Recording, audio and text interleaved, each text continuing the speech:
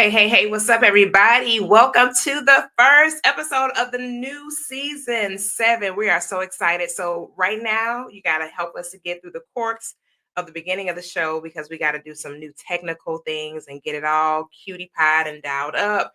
We were trying to work on some things before the show went live. So, as you're coming in, go ahead and share with your friends, your neighbors, and your relatives. Let them know you're on the P. Coffee Brown Show. This is our 7th season. We changed the name, but it's still the same incredible content. And I want to introduce you to some phenomenal people who will be taking the journey with us in this season. So without further ado, drum roll, a digital drum roll, if you will. I want to introduce you to our amazing panelists, minus one for tonight, but she will be in the building on next week. So we got Vincent Melvin in the building, Jason Thibodeau in the building, the naturally beautiful Zupria Williams, and Landon Taylor. So welcome. What's popping? What's happening? What's good, everybody? What's going on, Let's fam? get it going. Hey, What is going on? Welcome. So everybody, I am so excited to have these amazing people alongside of me. These are some phenomenal bosses. So I'm going to let them introduce themselves to you so you guys can get to know these amazing panelists. So we're going to let the ladies roll it out first. So Lady Zupria. Hi, everyone. Thank you so much for having me on the P. Coffee Brown Show. I am Dupriya Williams, better known as your natural goddess. I am in the spiritual space and also in the space of helping women heal, grow in the spirit, mind, and body. That's what's popping. Jason Thibodeau. What's good? How's everybody? Your favorite actor out of Houston, Jason Thibodeau. Ready to get a new season started. Let's do it. Let's get it popping, baby. And we got my brother in the building. First time on the show ever, Mr. Landon Taylor. I appreciate that. Love. This is Landon Taylor. I am a husband, father of 2 now, and just looking forward to having some fun with you all. Congrats. Thank you. Yes. And last but certainly not least, Mr. Vincent Melvin in the building. What's going on? I'm glad to be here. I'm also a local Houstonian. I'm about positiveness, and I'm a father of 2.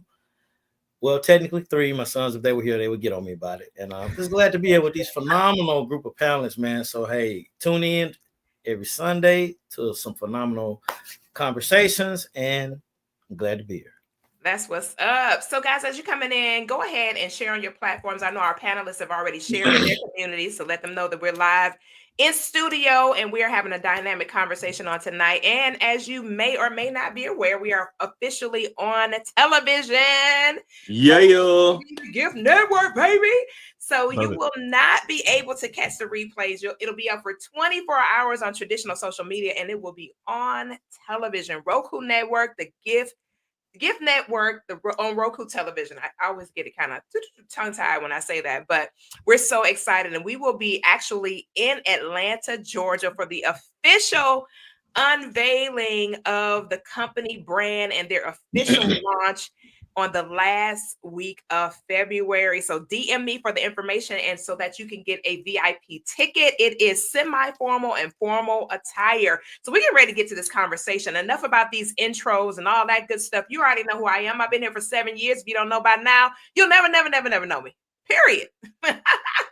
So this conversation is going to be very interesting. It's a lot going on in our nation right now. It's probably one of the most challenging times historically since I've been on the planet in America.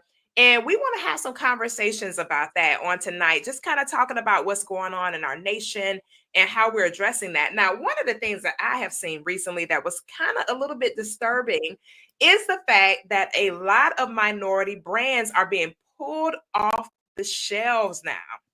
Major minority brands. The DEI movement is almost like it's reverting, and they're pulling products off the shelves that represent protected classes of people, if you will, and kind of making them have to find alternative places to house their brands. Taylor, we're going to start with you. What is going on in your mind when you think about the fact, just thinking about it from a business perspective, a businessman, somebody just take your brand off the shelf or just let you notify you and say, hey, we're no longer going to house your brand. What would be going through your mind when it came to something like that? No, I think it's one of those things where people they were smiling in your face and they really didn't want to do business. It was forced business. But I think at the end of the day, there are companies that would want to do business with you, right? So, while we are seeing the companies who are pulling them off the shelves, we are also seeing companies that are, as the kids say now, standing on business, right? Standing on business, Yeah, period. yeah, they're still making it happen. So, but I think this is also an opportunity for us as a collective, right? As a collective of people who are uh, within our spending power, we have the ability to back ourselves, right? So there's no better time than now than to get behind each other to make sure that we're successful. So it's sad, but it's also an opportunity. That's how I see it. You know what? Jason Thibodeau, piggyback on that. Jason said something about that. He just like literally cut it off early. He's like, no, Koffe, no, I'm not telling you what I'm thinking. We're going to talk about this on the show tonight. Jason Thibodeau, you're on mute. Here we go. I'm sorry. And the funny thing about it, I literally just muted myself right before you called me. Here we go. Yeah, basically, I mean, of course, we get a lot of our news from social media, and I've been seeing a lot of people blasting about what you just brought up, but I also saw a lot of people saying, hey, are they really pulling the brands yet, or are they just talking about getting rid of their, inclusion programs? And I'm like, well, if they're just getting rid of their inclusion programs, I know what that sounds like and what that could spell. But I was like, well, until they actually start pulling these brands off the shelf, we may not actually have a problem. You know what I mean? They may have just gotten rid of their inclusion program. Now, if they did that, I mean, that still throws up a red flag, right? Because a lot of people are saying, well, in terms of the inclusion programs, they're just automatically thinking white and black, and it's not, because it also includes your women, includes your letter community, if that's a safe way of saying it, etc. But if they're pulling our products, being people of color, off of the shelves, I really think that's going to hurt the companies more than anything else, because the almighty dollar speaks more than anything else. And as a culture, we spend more money than any other culture. Right. So, if we could stick together and everything, we can actually cause a lot of change and dissension within these companies if they decide to pull our products off the shelf. That makes sense. That makes a whole lot of sense. Dupriya, I know that in times past, and I know you probably will be working on something like this again. What would you really say to somebody who is actually going through this? How would you encourage them to take that brand and move it onto other platforms? And where would you tell them to even go? Oh, I think she's frozen. Yeah, I Oh think my she's gosh. frozen. Yeah, I think her system is frozen. But Vincent, as we look at this and we look at this opportunity for, like Landon and Jason both mentioned, it's a fantastic opportunity for us to actually come together as a collective. You're on mute, by the way, Vincent. It's an opportunity for us to come together as a collective. What would you say would be a powerful way for us to do that and make this transformative change? Well, one opportunity. Well, one platform I've noticed that they've been really serious about through social media, through TikTok, Instagram, where they're talking about this with these pulling these brands.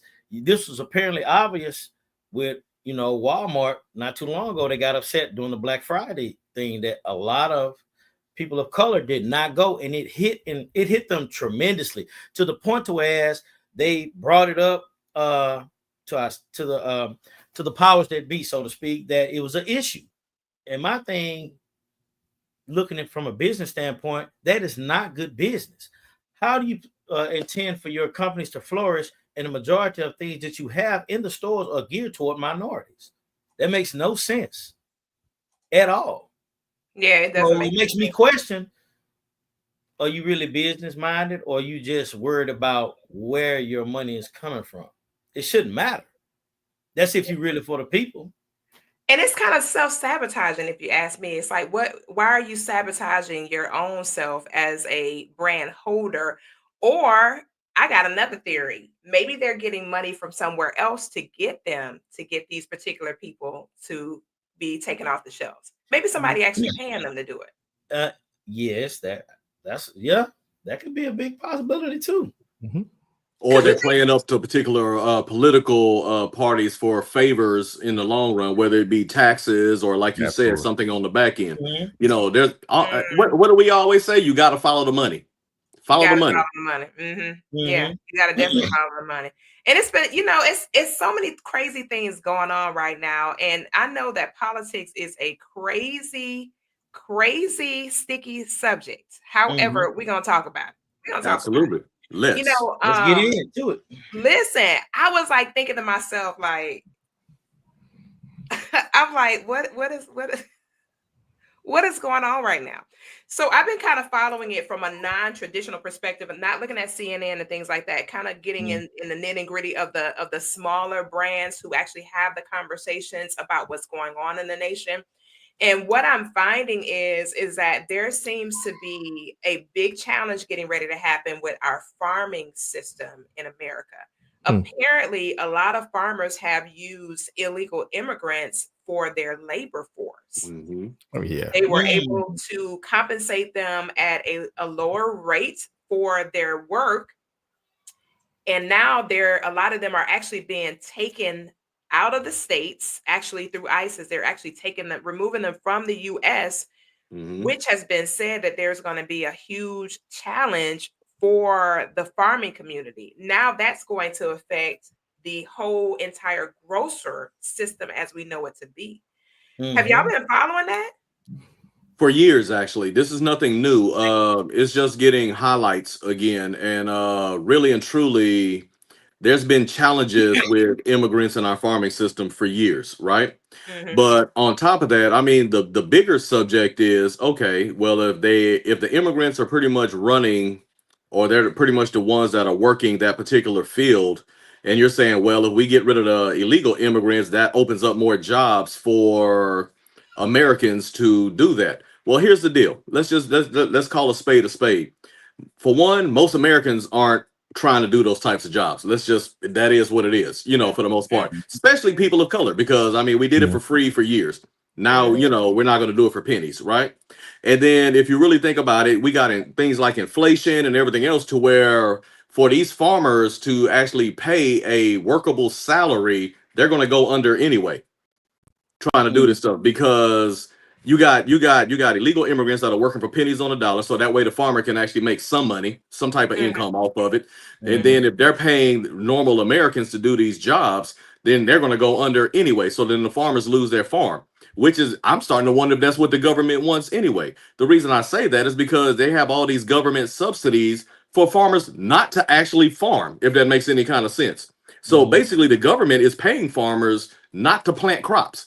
They're paying farmers, to use things that are going to poison the cows, to actually, to feed the cows, but it's almost like a poison or whatever else, so they can control the food and everything else. So there's a lot more going on than just the illegal immigrants that are working these fields. But they want to make it seem as if these illegal immigrants are the ones that are taking jobs away from Americans. I mean, think about it. Even if it wasn't farming, I mean, if you really want to be technical, some of our first jobs were cutting yards. Think about it. As young men, a lot of our first jobs were cutting the yards on our street for our neighbors and things like that. These people are grown-ups and they're cutting the yards for the same price that as teenagers we were cutting yards for. So while they're making their money off of volume, and as a teenager, you get a couple dollars in your pocket, but they're basically undercutting a lot of this stuff, and they're just working off of volume. So there's a lot bigger picture than just, the illegal immigrants working these farms. Lady Dupree, hop on in, Ladybug. We got you back in the system with us. We got the Naturally Dupree in the building. Yes, I don't know what's going on. They don't let me through.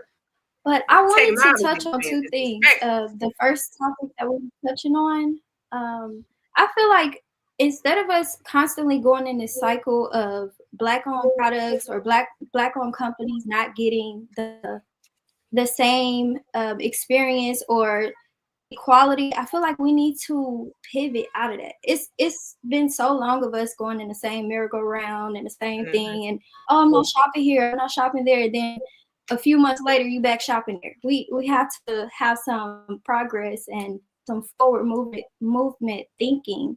I think that until we stand on business, like one of y'all said, when it comes to where we're putting our money, then we will see some progress. Until then, I don't hear about it. Don't get on social media raving about it if you're not willing to do the work that it takes for us to overcome these challenges. These things been going on for years, but we constantly are talking about the same thing because they wave that shiny thing in front of your face and you're like, okay, yes, I'm gonna go for it. And then when something happens, it's an issue. We have to do better in that sense. And to touch on farmers, us this documentary called Consume and OMG GMOs. It's all about how the farmers, the government and different organizations has taken over farmers' crops and their land and their produce and forced them to use certain products for fertilizer, which causes nothing but poisons and for the crops to grow faster. They like under contract, and if they don't sign contract, then they're faced with losing their farm and things of that nature. So I feel like across the board, we have so many bigger fish to fry, and until we stop agreeing for convenience, we won't see really any forward change. And it's funny you said that because I actually I'm getting ready to reach out to one of my friends who actually travels to another city to go and get her actual fresh meats and things of that nature by private farmers who have never brought into those systems. They have smaller farms, but they never brought into that ideology or those systems so that they could produce high quality, foods and things to put on the shelves. Because if you think about it, the bigger picture when it comes to commercialization in the first place, like you said, they just want to get it down. They just want to get it here fast. Everything has to be speed, speed, speed, speed, speed. And the defects and the challenges that are happening as a result of it are almost like they just care more about the profitability than the people. And the crazy thing about it is that I was looking at the medical industry here recently, and it's been the numbers in the medical industry have increased so much as far as the value of the medical industry. It's like in the it's $1 trillion industry now. Why is the medical industry $1 trillion industry? What's our capital? Pharmaceuticals. And right. It's all tied together. Oil and gas. Yeah. And speaking of oil and gas in the news, let's talk about everything that they're trying to get to go electric. Listen, while I know that electric is powerful and it's necessary, it seems like it's going to throw the ecosystem off if we throw everything into electricity. We got to have some kind of harmonious balance when you think about the bigger picture of that. Now, renewable energy is one thing, but when it comes to actual cars that are electric, it's going to be a challenge. First of all, the maintenance for electric vehicles is significantly higher than a traditional petroleum vehicle. I have a friend in the same industry that I'm in, and we travel extensively. And literally, I have to get tires every 3 years. She has to get tires every 12 months. Wow. Every 12 months on her Tesla, she's going to buy new tires. And then the other thing too, that I drove a Tesla, and this is just my personal opinion, but when I got in the car does what it wants to do, and I got to cooperate with the car not cooperating with me.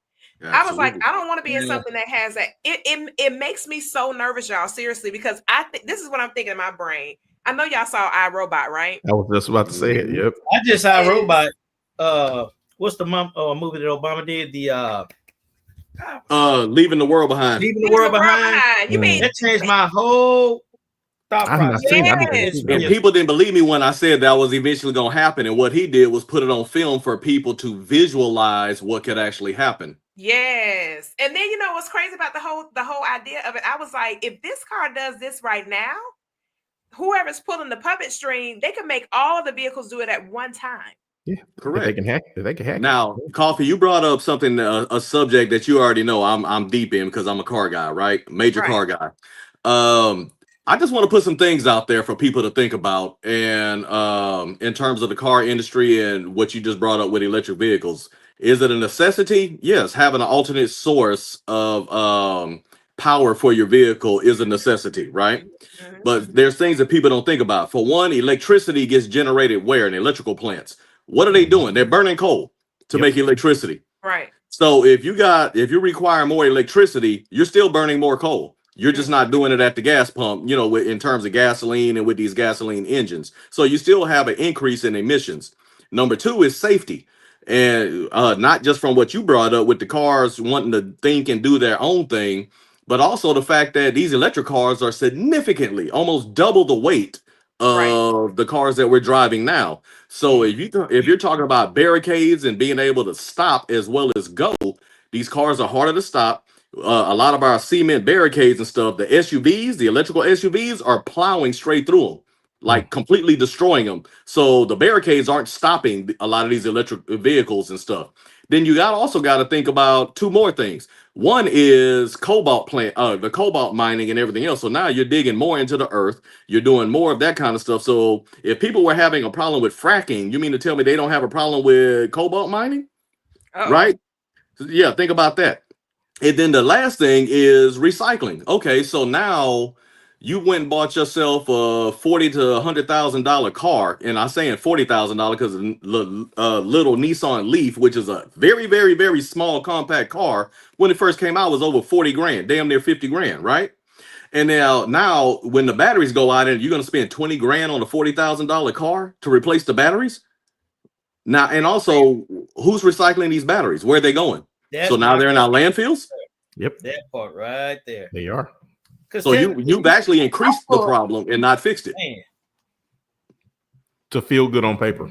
To feel good on paper. To have your tree hugging crowd, the ones that's trying to do right, embrace something that's actually hurting more than helping. It's gotta be some kind of harmonious resolve to all this, because I'm like, it's almost like the concept of when you think about the labor force, the people that do the work, they never ask them about how the work is being performed. So the decision makers are making all these decisions, but they're never asking the people about what's really going on behind closed doors. So let's get into this topic. Now, this right here, y'all, it may start a whole fight.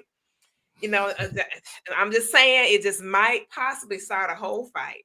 However, recently we've heard that there may be a change in how the system for child support is enforced, and dads will be receiving the opportunity to be able to get the tax returns since they're actually paying, quote unquote, the support. Now, let me tell you, I'm an equal opportunity I'm an equal opportunity person. In my mind's eye, instead of it being left or right, why can't we all benefit from it? That's my whole thought on that. It's like it's still making things a divisive system. It's not bringing anybody together. There was this guy, and I tried to download it, Jason, to bring it on the show so we could actually run it, but I think I may be able to play it so y'all can hear it so we can talk about it, because this right here is really, really, really juicy. And Jason brought it to my attention. I don't necessarily agree with the guy, but I understand what his thought process is behind it when it comes to this topic. So I don't know if it's a good idea to start another war relationally, because this is gonna cause a whole nother set of relational problems. And he is our new president, or current president, is supposed to be family oriented. I don't see where that's happening. You talking about the dude with all the baby mamas?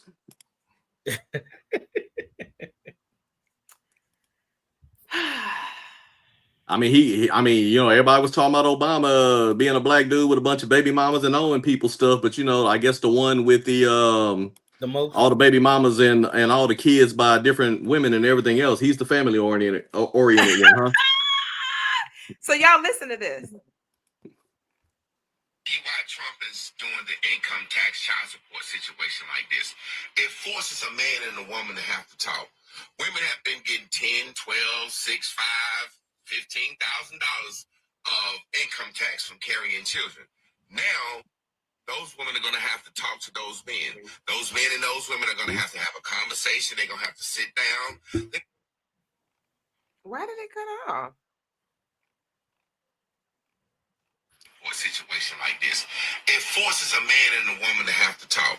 Women have been getting 10, 12, 6, 5, $15,000 of income tax from carrying children. Now, those women are going to have to talk to those men. Those men and those women are going to have a conversation. They're going to have to sit down. They're going to have to talk about co-parenting. See, money talks, bullshit runs a marathon. That woman going to have to call her baby daddy up and say, hey, look, I want to find a child. And that baby daddy said, well, look, you got me on child support. And she going to say, well, I'll take you off child support if you do this, this, and this. And if you hold to it, you let me file the taxes, I give you this, blah, blah, blah, blah. It takes all the power out of the woman's hand. It forces them to have to talk. Ain't no woman going to be getting $300 a month for, let's say 12 months. That's only adds up to $3,600 a month. And she going to risk losing a $6,000 earned income child credit. Now, listen, that's a lot to unpack with what with his statement, right? But the biggest thing that he said is forcing them to talk. I don't see it that way. I think it makes the whole process more confrontational. Potentially. Y'all chime in. No, I'm saying potentially because, yes, I agree with you that depending on the people, it could make it more confrontational. If you're truly an adult and you're in it for the kid, I like it because, yes, I have some friends to where the mother of their child, I hate using baby mama, baby daddy, even though that's an easy term. But, the mother of their child raises all kinds of hell with them. Whenever they try to get the kid, whenever they try to do things for the kid, is always becomes more of a "are you taking care of me" type of thing, and it's like we're no longer together. But it opens up the conversation for them to actually talk about the kid. From that standpoint, I can see some positive. But if y'all are already fighting, then I can see the potential for that to get even dicier, if you know what I mean. Exactly. And Absolutely. Go ahead, Dupree. Go ahead, Dupree. I think that if something like that was to be effective or go into effect, it should have some requirements that you have to meet. Because like you said, Koffe, one, that's going to cause more confrontation.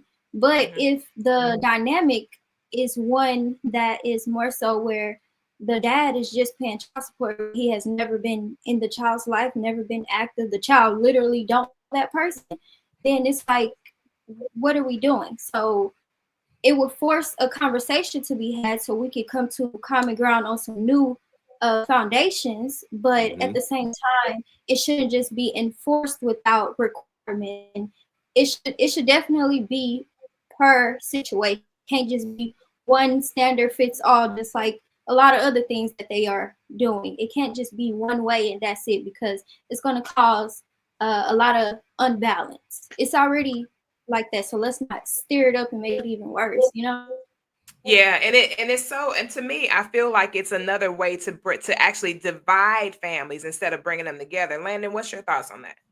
So I was going to ask the question just based off of what was just said. So if we know that the system is already divisive, right? Koffe, I think you've already mentioned we can find a better way. What better way would that be, right? Are there criteria right now that could better the situation? Because to my knowledge, the child support system is in America is the only time that it is considered a debtor going to jail.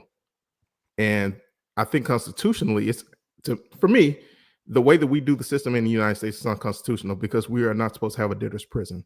So I think we start there and change that system first before we move into anything else, right? We need to challenge that constitutionally about it being a debtor's prison first and creating a criteria there. So with that being said, you're referring to, for those that don't know what that means, you're referring to actual men being incarcerated as a result of not paying their child support. Right. So, and that was based on the comment of there should be criteria on, if the father sees the child. Well, as Jason said, there are times where men are unable to see the children and still have to pay because they know that if they don't, they will go to jail. And if they go to jail, then they lose their job. If they lose their job, they no longer have money, which means now they're behind on child support, which puts them in even further debt and in the hole on child support, right? So, Mhm. you know, I'm all for criteria right now before we even move into anything else. Yeah. So the I system think I sounds think yeah, serious. That's a great point that you brought up. I think it's going to be a matter of people refraining from using the system and actually sitting down and negotiating terms and conditions instead of using the system, because the more that they actually refrain from doing that systematically, the better Mhm. off it'll be for all parties involved, and that way you'll have a good agreement. You can get it notarized, so that way if something goes awry and somebody steps out of the confines of the agreement and they decide that they no longer want to adhere to whatever terms, then you have a legal foot to stand on, and then you can pursue legally what needs to happen next with that family.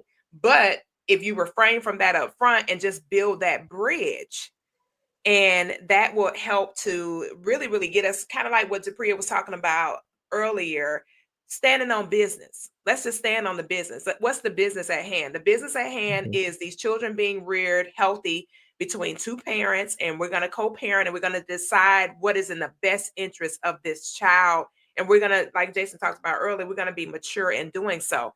Hopefully, we can start seeing that come to pass where people just take that stance where there's maturity involved, and they just say, you know what, let me go ahead and just stand on business and do what's right by the child, not necessarily the other adults involved. Because, Jason brought up something, I think it was maybe yesterday or the other day, about somebody that he knew personally, where the female was utilizing the resources for her own personal gain. Yeah, Another use the kid idea as a that pawn. Yep. Right. Mhm. Another idea that was in my head is, why not give the child what the child actually is in need of, as opposed to giving anybody money? I'm game for that. And honestly, one of the things I wanted to bring up, and I want to take this time to edify one of our panelists, and that's Vincent. And Vincent, if I say too much, tell me to shut the heck up. But one of the things, and this is kind of what I use to judge, this whole conversation by. So you got Mr. Melvin over here, Vincent Melvin. We hang out quite a bit, went to college together, et cetera, et cetera. He has his boys, his sons, a whole lot. Maybe not quite 50%, but probably darn near, right? 49.5. Hey, you know what I'm saying. And so, but he pays child support, you know what I'm saying, on his kids, as a good man would. And he also is in the kid's life. And like I said, he gets them every single opportunity that he can, which I can appreciate, because I don't like to hang out with busters. And like I said, I love hanging out with them. And one of the things, so someone like him who has the kids, he's in the kids' life, wants the kids more. Him filing taxes, I think, is a great thing. Why should he not? Right? Why should he not? Then again, you got this other cat who is basically just a paper dad. All he does is pay his child support, don't ever try to get the kids. And I understand that sometimes, like I said, like you brought up earlier, that sometimes the other parent, and I don't always want to say women, but sometimes the other parent uses the kid as a pawn, Mm-hmm. to try to get the other parent to do certain things for them, right? Mm-hmm. Or to give them, raise hell with them. If the parent's still trying to get the kid and everything else, and the other parent is keeping them from doing it, that's one thing. But you got these parents that all they are is paper. All they do is pay. You know what I mean? And now in that case, do I think they should be able to file for taxes? Absolutely not. Mm-hmm. You Yeah, know what I'm because saying? So it's a dicey subject depending on how you Mhm. look at it and how yeah, you carve it.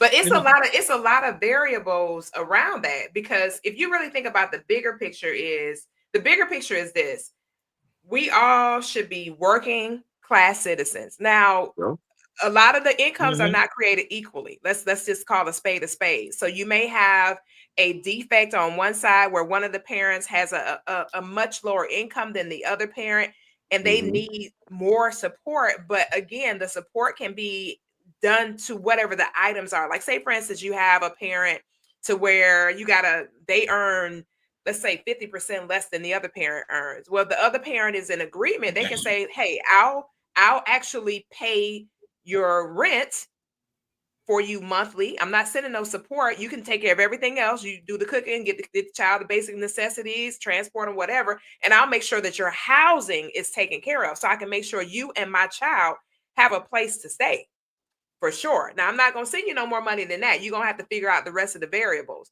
And then, of course, at the end of that year, those two parents can come together and say, hey, let's split these taxes down the middle. Since I'm making sure you have your housing, then in exchange for that, let's just go ahead and split the money down the middle. That way we both actually benefit because we're both contributing. And if that parent is in agreement with something like that, and I've seen instances like that where either one or the other parent is just not, it's a defect there. And one parent says, hey, look, I'm going to take care of the major stuff that you need taken care of. I'm not giving you one penny. However, I'm going to take care of everything that you need, taking care of your necessity stuff. So that way I can make certain that the necessities are handled and you're good to go in that regard. But you got to stand on your own 2 feet when it comes to the other aspects of whatever that child is in need of, which I think fair exchange is not robbery. That's fair. And everybody has a sense of ownership and everybody has a sense of responsibility attached to that kind of dynamic. And most parents I know would be open to that. But however, once the government gets involved, I'm not sure if they're open to allowing the parents to come up to with them those agreements. And the reason I say that because the story I was telling you about was a different buddy of mine that I grew up with. He and his wife got a divorce, has 2 daughters. And not only was, now for one, she was supposed to stay here in Houston. They lived in Louisiana. She was supposed to move back to Houston. She's from Virginia. And she moved back in with her parents and, of course, the 2 daughters, right? So that was already a ding against the decree that they made. You know what I'm saying? That was already a violation. He didn't make the biggest fuss about it because at the time it seemed like they was going to be amiable towards each other. And he ended up, they came out with a certain amount that he was paying, and he showed where he could pay, that he was paying that $1,300 or whatever the heck it was every month towards that, just trying to keep the government out of it. And he also gave her a credit card to use for the girls whenever they need it, right? Because I don't know if she was working or not at the time when she moved back. And because of the challenges between them two from a relationship standpoint, at some point she just went and said, well, screw you. And she just went on a shopping spree and just ran the credit card up all the way up against the limit. Well, of course, he cuts off the credit card, eventually pays it back down. And then years later, she decides to go to the courts. And now he owes back child support, even though he showed that he was paying this agreed amount every year. He showed the bank statements. He showed everything. He's like, this gets taken out of my check and gets sent to her directly out of my check, direct deposit every month. And the court was like, well, it ain't through us, so you owe this.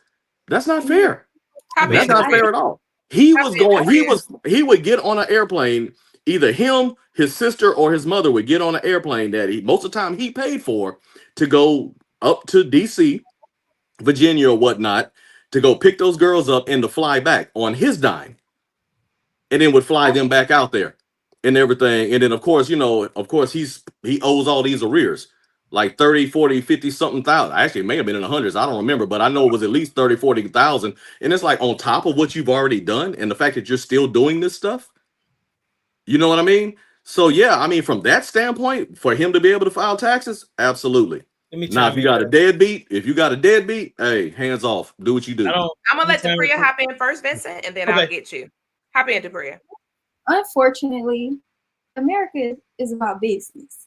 So when it's situations where it's already us trying to figure out how we're going to maneuver and navigate co-parenting, you have to look at it as a business. You need to get everything in paper, put it on paper, because that's the only thing that they're going to be forced to look at what the man or the other parent that was doing all of these things. You're forced to look at it. It's nothing they can say, oh, that don't matter. No, it matters because it's a legal binding contract. Right. So I think because of times we have heard situations or different scenarios where this has happened, we have to start thinking about that a little bit more and taking that serious. No matter how much you love a person or you trust them and think that they're going to do the right thing, we have heard this story so many times over. We have to put everything on paper. If we are removing our marriage that was a document, we have to provide a something in writing that's going to allow us to be covered, the man and the woman. It's men like this that's doing that, and they feel so much resentment to the point where they don't want to get married again, they want to have another child, and then it's some women in the same situation where they're like, well, he didn't do this and he didn't do that. I don't want to get married again. I don't want to have another child because of all of this. So if we can think about the fact that America stand on business, and the only time they're gonna take us serious is if we stand on business. Right. And that's why I said what I said, and I'm gonna holler at you, Vincent. That's why I said what I said. If you don't have it in writing, if you just show, oh, I've been paying this or that, but it has to be something where the two of you have had an agreement and it's notarized. And when I dealt with something like that firsthand in my own personal life, but we had paperwork. It was not no, you got this and you got that. Nope. On this paper that's been notarized, it shows this is what our agreed upon terms and conditions are. Period. So the court, only thing they did was they actually became connected to that document and said, going forward, this is what you agreed upon. We're going to go back to this date of this original agreement, and you're going to have to stand on what this agreement was. Anything outside of that, it's not our problem. But this is what the paperwork has said. Exactly. That's the bigger picture. And I hate that happened to your friend, Jason. But he probably didn't even realize that he needed to defend his own self by making sure he had something where that lady had agreed to whatever term and condition they had in place. Go ahead, Vincent. First off, man, appreciate the shout out, Jason. Thoroughly. Oh, here we go. Okay, with this is just my opinion. The child support system is not set up to benefit the kid. It's set up to benefit the state. Absolutely. I don't know if you guys are aware of this. Do you know how much they get billions and billions of dollars right, the depository, because of child support? It was never designed with the care of the child. So guess what? I thoroughly agree that you should never put them into your business. That's where the adulting comes in. We just sit down, we need to have a conversation, and we stick to this. Because see, normally what happens when child support is put into place is because someone wants to use that child as another source of income. That's really what it is. And a lot of times the child ends up going without because it's funding a lifestyle. And see, what I don't like is, let's just say y'all got an agreement, and when said person doesn't do it, I'm gonna run and go put them on child support. But the person has been paying the entire time. So, like we were just saying, what things need to be put in place. If that person can show that they have a track record of paying it, guess what? That child support should be denied to them. And y'all continue, but something still needs to be put into place. But guess what? No back child support should be pushed on them. That's wrong. Look, once again, it's set up, like you say, to be divisive to benefit the state. That makes no sense, because here's my question. Where's all those tax dollars going? You're talking billions and billions of dollars. And then, once again, it really is set up to really hinder our brown and our black communities. I'm just being honest. That's really what it's set up to do. Which, the standing on business concept we were talking about, actually, I'm glad Trump did what he did with this, because guess what? It's going to get these uncomfortable conversations out, as well as piggyback on these companies showing you who they really are. So guess what? We might not like each other. Guess what? We need to get together and band to stop this, because you want to stop some of these companies and these people, cut their money off. You will see a panic out of this world, because they no longer have the resources to sit back and call a shot. See, now you got to get in, put your shirt, pull them up and get your hands dirty. And that's what a lot of them don't want to do. And that was obvious. Once again, I'm going to go refer back. When Walmart with that Black Friday, they were in panic at how low their sales were. So, and that's a good thing, though. That's a good thing. Yeah, absolutely. And it should, because and we can go back further than this. Remember the amount of the wages that they were paying their workers? That was ridiculous. But you're making all this money, but you can't provide them with a decent salary or wages to help them. You're making tons of money.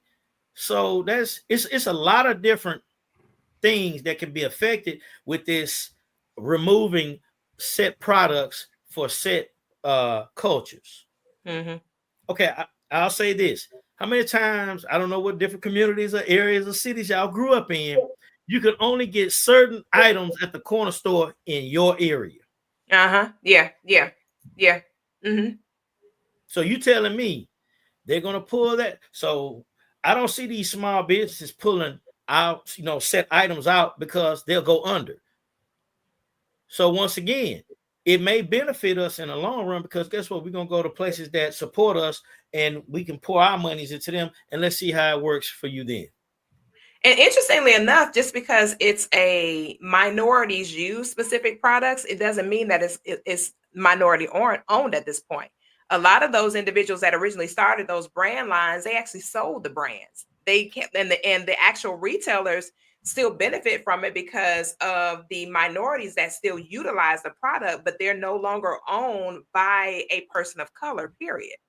So a lot of people have sold their brands over time, and it just appears that it's that brand line, that it's an ethnic brand line, but it's no longer.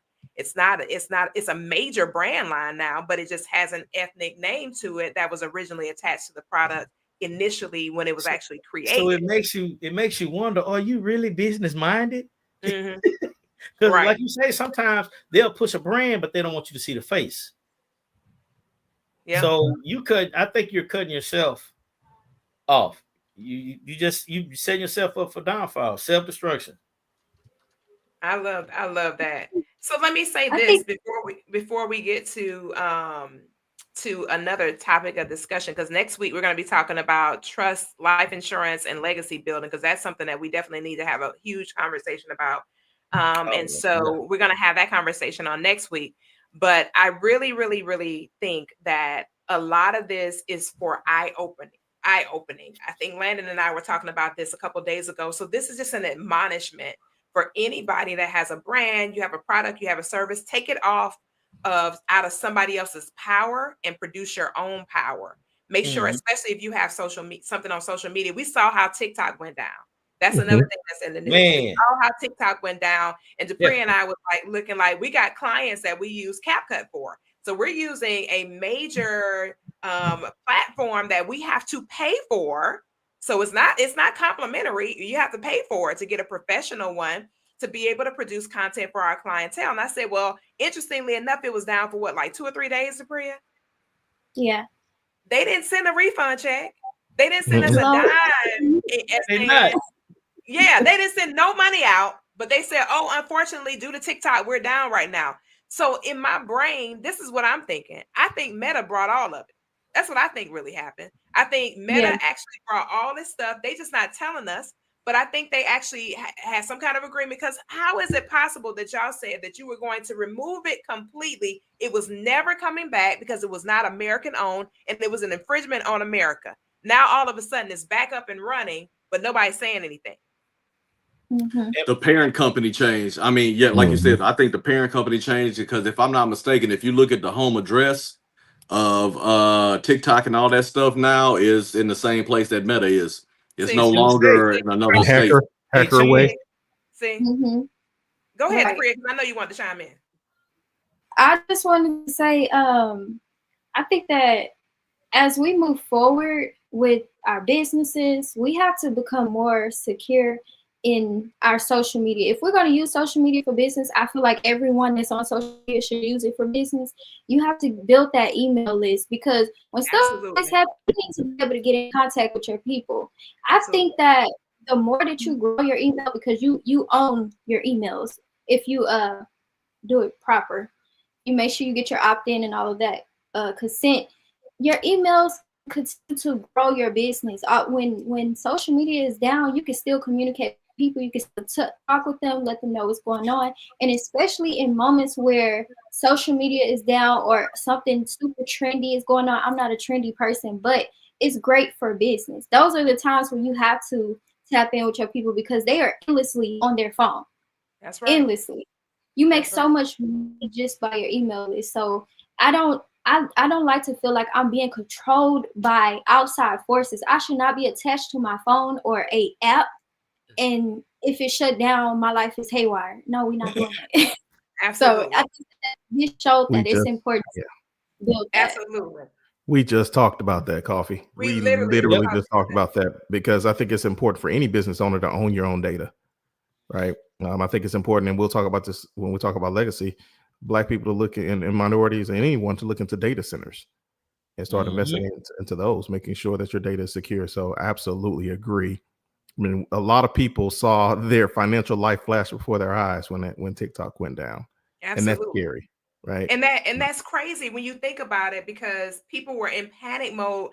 And I was sharing with somebody, some people have literally developed their entire brand identity on these social media platforms, and they cannot even earn income without their social media presence. But any Mm-hmm. mogul, any big business person, if you ever notice, whenever they run an ad, what do they ask you for? They ask you for your phone number and your email address, so that they can Mm-hmm. have your direct contact information inside of their data pool. They want to capture your data to be able to connect with you at a different time. But we're going to dig deeper into this on our next session on next week. We want to honor everyone's time. We got about 8 minutes before the segment ends for tonight.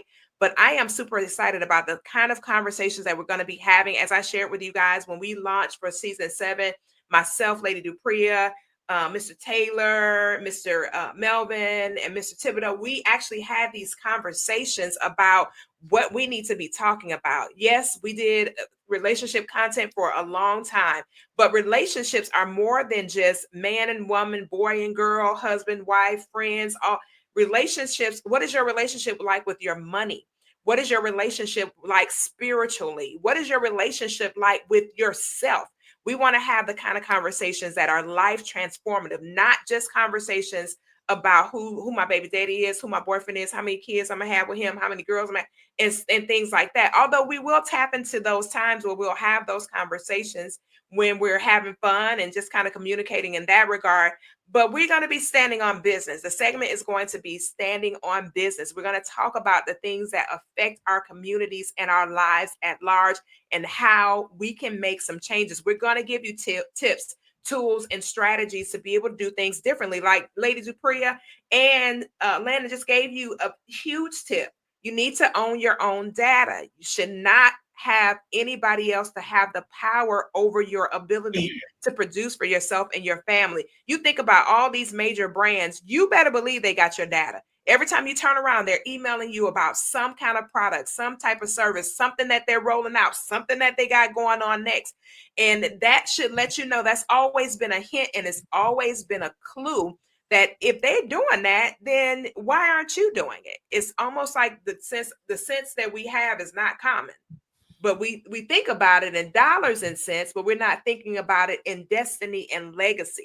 So we're going to have some serious conversations, and next week it may be a little bit challenging. You might have to eat that frog next week, but we're going to be talking about some things that are major, like your insurances. Are you covered? Do you have insurance, even from a health insurance standpoint? And are you utilizing those products and services? Go get your preventatives done. You may be feeling fine. You may be like, oh, you know what? I don't need to get this. No, yes, you do. You need to make sure that you're utilizing that insurance, and you're making sure you're taking care of your body temple on a consistent basis. And we'll have more conversations about that. We'll have conversations about men's health and about women's health and about things that affect us, about what we're doing, what we're eating, where we're eating at, and all those different types of things. What restaurants we do not need to patronize under any circumstances. We'll have those conversations and really, really share with you the big picture thinking as we dive into 2025 and share more from here on the P. Koffe Brown Show. So I want to honor our panelists before we hop off on tonight. Lady Dupria, thank you for being here. Mr. Vincent Melvin, thank you for being here and being transparent and sharing your parts of your story. Mr. Thibodeau, thank you for telling other people's business and then getting their permission. It was an edification on how good of a job he's doing. What are we talking about here? We need more of that in our community. Right. Absolutely. Yeah. Absolutely. Facts on facts. And thank you to Mr. Taylor, my brother from another Mr. and Mrs. Mr. Landon. Landon and his wife just had a beautiful baby girl a couple of weeks ago. Thank you. So, Congrats. we stole him away temporarily. I was like, I promise you, Landon, it's only going to be an hour. He's like, okay. But I'm going back to my baby now. I ain't got time to be fooling with y'all past an hour. So I appreciate him just hopping in with us. He's a fantastic dad. Really have a lot of respect for him on the things that he does. And Vincent's a great dad. All these guys are good men. We want great, solid people. Lady Dupria is a phenomenal mama. And so we always want to have good, solid people on our programming, holistic human beings. We don't want to have people that we got to be talking about. We was on the show and then Vincent got arrested because he ain't paying his child support. We don't want those kind of people on our programming, okay? And our other friend and a great, phenomenal woman, to Mitchell Pratchett, she's out of the segment tonight because she's actually on mommy duty. And so it's things like that actually we celebrate. We celebrate parents. We celebrate family, because guess what? That's the first institution. And that's the biggest thing that we need to make sure that we're standing on, is keeping that bridge built and maintain when it comes to our families, and doing what we got to do to be great, great family people. Because at the end of the day, when we get ready to close our eyes for the last time, one of the major things that we want to do is make sure that our family is going to be okay. For sure. For sure. So, guys, thank you so much for being a part of the show tonight. We thank you so much again. You guys, thanks for being here. If you can share with them really quickly, we got about 2 more minutes, who you are and what you actually offer. I would love for you guys to share that. And as we go on in the shows, guys, you'll see more commercials from each and every thought leader here. If they have a business or a program that they want to share with you, they'll be able to do that. So as we're heading out, let's share with them how they can connect with you and a little bit more about what you're doing. We can start off with you, Jason. Again, Jason Thibodeau, Facebook, Jason Thibodeau. I think it just popped up on the screen. My Instagram _JTib actor. Troublemaker. I'm definitely a troublemaker. I am a change agent. That's what I tell people. I am here to make people uncomfortable, because that's basically how you grow, right? As I mentioned, a published author, Amazon best-selling published author. What about that? How you like it? How you like it? Check me out on Tubi. I got my 2 most current movies, Who's Watching Us, which also stars my youngest daughter. She's in the movie. And I just had another movie come out, False Prophets, and I'm in the process of filming a couple of movies right now. So check me out, guys. I appreciate y'all. That's awesome. Mr. Taylor? All right. Again, Landon Taylor. First and foremost, pleasure being with everybody here. Just absolute good time. So my wife and I, we own LIT Consulting, where we offer services with marketing, graphic design, website design, and also we offer automation. We also have TaylorMade Ventures, where we have a few different platforms that include different merchandise. And we also coach and help people who are going through cancer, IVF treatments, and different things like that. So more to come on that. Awesome. Lady Dupriya? That was beautiful. Thank you so much. Yes, that was beautiful. And that's different. Very much so needed and necessary. So Dupriya, as you know now, your favorite natural goddess, I am in the healing holistic wellness space. I help others get in alignment, spirit, mind, and body. But my main focus is to help women heal, but also go from their current reality to their desired reality through healing from trauma and childhood experiences, etc., etc. So you can find me on Instagram at Dupriya the Goddess, or my website, naturallydupriyaunbox.com. That's what's up. Mr. Vincent Melvin. All right. Thank you, guys. My name is Vincent Melvin. I am a educator on the public school system and the collegiate level as well. I also am an Amazon bestseller author as well, like Mr. Thibodeau said. And my information to get out, reach out to me, and I do public speaking as well, is Vincent Melvin at 5608 or vmelvin68 at gmail.com. So feel free to reach out to me if you want to get some tips on a lot of different things. I'm very knowledgeable, kind of like a jack of all trades. So, hey, please reach out. That's what's popping. That's what's popping. And you guys know who I am. I am P. Koffe Brown, your hostess with the mostest. And we'll talk more about what I have to offer on another segment, because we are at the top of the hour. And again, we want to honor our panelists. And we are so, so grateful for them actually connecting with us and being a part of the show. So thank y'all a million times over for being here and being present with us. This has been a fantastic show. We will see you guys again for another edition of the P. Koffe Brown Show. Grace and peace. Until next time, we'll holler at you soon. Peace.